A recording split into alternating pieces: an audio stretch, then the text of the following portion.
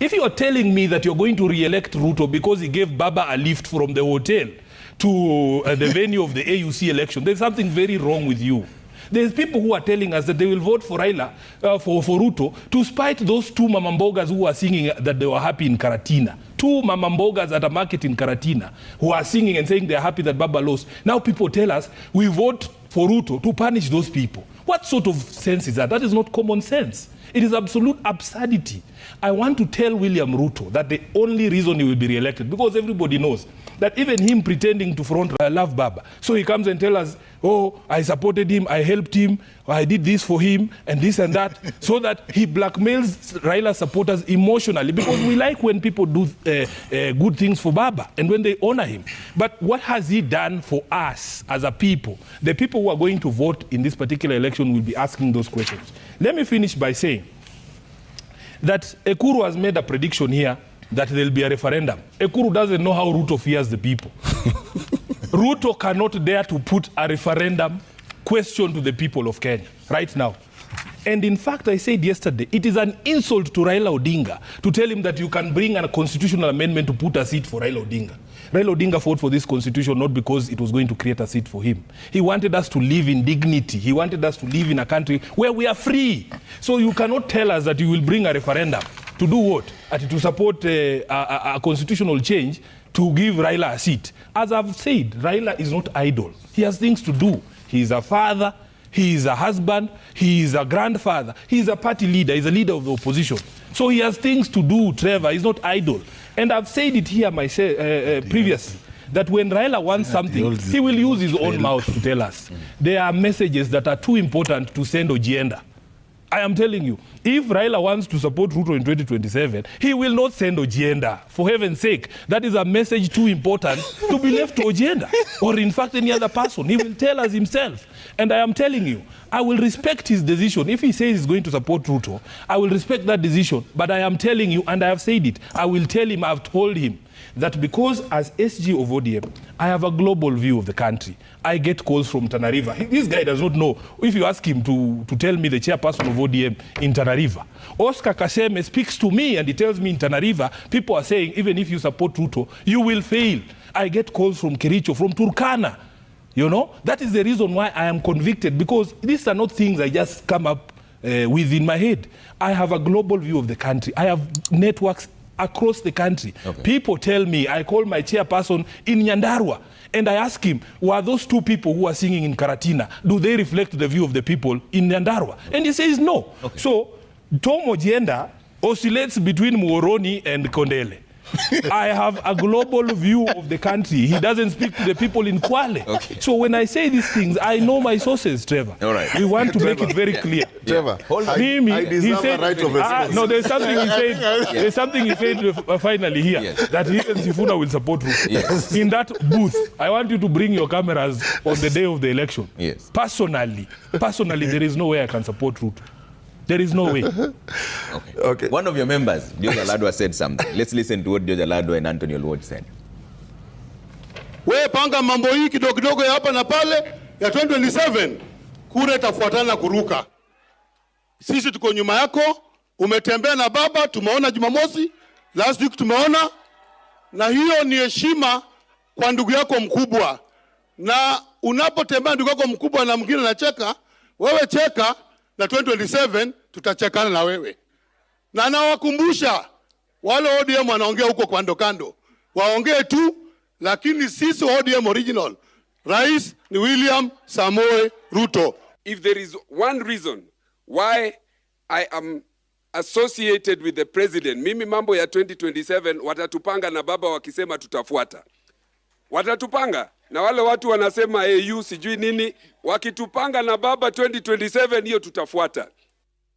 Wakisema tutafuata. Na Aladwa is your Nairobi County. Correct. So let me just reiterate. I'll give you a chance. My condole people. Yeah. But let me. I must have a right of response to his allegations. Yeah. When you respond, tell us who's the chairman of Third Way Alliance. I have told you, Trevor. There are messages too important to be left with Aladwa. That is the chairman. That's what I'm telling you, and I'm the SG. And I've said in ODM, everybody will be allowed to say their piece. Aladwa has 1 vote, Sifuna has 1 vote. Let him cast his vote for Ruto. I will not cast my vote for Ruto. It is that simple. This is the democracy that we enjoy in ODM. Let him speak. And you see, the thing that amuses me is that these guys will run around saying all sorts of things. They say, oh, we will support Ruto. When Sifuna says he will not support Ruto, suddenly they cry for months. Like after this show, they'll be wailing for a month, saying, oh, how can Sifuna say this? I have a mouth. I have a mouth, just like Aladwa's mouth. In fact, we are the same because he's a Luya like me. Aladwa can say things because he has the democratic freedom to say those things. If he has decided that he's going to vote for Ruto in 2027, that is up to Aladwa. He knows what he's getting out of there. But I cannot, for heaven's sake, reconcile my conscience to support a regime that is killing our people, a regime that has destroyed lives, a regime that has destroyed the economy, destroyed the livelihoods of Kenyans. So, up to them. Let everybody make a decision. That is why they give you an individual ballot. They don't bring all the ballots to the SG to vote for them. Everybody will cast their vote. I have made up my mind on how I'm going to cast mine. Let everybody cast their ballots and live with their conscience. Okay, Ekuru, you are interested. Listen, and I'm not going to go down to the trivialities of what Sifuna. No, tell us who your chairman in Nairobi is. Listen, how can it be that way? That's a very trivial issue, Sifuna. We are talking about bigger issues. Yeah, start with the small ones. Yes. No. Listen, I'll tell you this. As a matter of fact, your party is transactional. Tell us who your chairman in Nairobi is. You are tumbocrats. You have a chairman? Yes, we do. Who? We do. In fact, what is his name? You know, you are betraying even your you don't know your own chairman's name, brother. You don't have a chairman in Nairobi. Is that really? The entire party is Ekuru Aukot. Talk about your party. For heaven's sake, promote your own party. Sifuna, if you are to just invoke maybe your legal research methods, I'm not doing a research paper. No, I'm telling you. You just speak about Third Way Alliance. Let him talk about Third Way Alliance. Are you going to vote for Ruto? Those are the issues we discuss. Whether I vote for Ruto or not, you are talking about 2027. We are talking about the daily struggles that Kenyans are going through today. Let's talk about those. Including the fact that, and I agree to you to the extent that this is a failed regime, but you're fraternizing with it. Stop this pretense that ODM is an independent party, you're 5 million. You've never won an election. As I said in my opening statement, yeah? Just like me, I also lost 1 election. But how many elections? When you are running, yes, when you are running alone, you are the only opposition party and you lost. I have lost 1 election, Trevor. Do you still hold the ground that President William Ruto will lose the election in 2027, even with support from Raila Odinga? First, campaigns have begun. I don't know what the Deputy President is talking there. He's addressing a rally, a political rally. They have already begun campaigns for 2027. Let me say one thing about what my colleagues have said. I will answer your question. As senators, really, there are things that I don't expect a senator to say. If the document says, Hillary, that we must protect devolution so that there are no clawbacks, if the national government wants to undertake county functions, there is a procedure. CDF. There is a procedure for that. You cannot be supporting it, and yet you are sworn to defend devolution, devolved units, and their governments. Thirdly, Trevor, if indeed Ojenda was honest about dealing with the question of marginalization, there is a fund established under this constitution called the Equalization Fund. He would be pushing for the national government to honor its obligations under that particular fund, so that all of us who have faced marginalization, and I've said, all of us who support Raila Odinga, we have been marginalized, and Raila Odinga is a leader of all of us. Let us also not forget William Ruto's role in that marginalization. In the past 10 years, it is this same William Ruto who was Deputy President of the Republic. So when that marginalization was happening, as they are saying these days, how has he suddenly become clever? Where was he in 2013, 2020, when all these road projects were being taken to these other areas? When we in ODM were being marginalized by the Jubilee administration under his stewardship together with the former president, where was this cleverness? Where was this cleverness that we are hearing from here? Now, to your question, lastly, there is something he said here that the president has championed the devolution. Last year, in fact, it was the last financial year, we were shocked as a Senate. We passed a bill, the Division of Revenue Bill, allocating 385 billion Kenya shillings to county governments. The president brought it back with a memorandum suggesting that we as a Senate cut that allocation back to 380. This is the same president who stood up recently and said, awachiwe barabara za county. The constitution under the 4th schedule defines 2 levels of roads, national roads and county roads. A supporter of devolution cannot stand up and say, muniwachie hizi barabara. Hilary, let us be honest even in these discussions, that if there is an enemy of devolution, you say this is an enemy of devolution because of his own conduct and his words. If it were not for us as a Senate to stand up and say we cannot send money that is less than what we had allocated, even in the previous financial year, counties would not have gotten this 387. That was not William Ruto. It was me as a senator sitting in the mediation committee with the National Assembly fighting for those resources as I swore to do.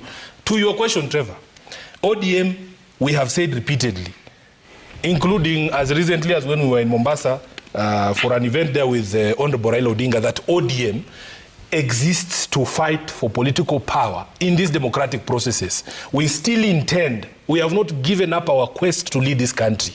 So we will be in the field to face whoever it is else will be there, including President William Ruto. And the natural consequence of that is we will make him a one-term president because we want to grab that power from him, so that we can do the things that we are saying we believe in. That is my straight answer. And it doesn't matter how cleverly you people frame this question. My views are never going to change, Trevor, because I still continue to receive feedback that even with this so-called, call it broad-based. There is no harm.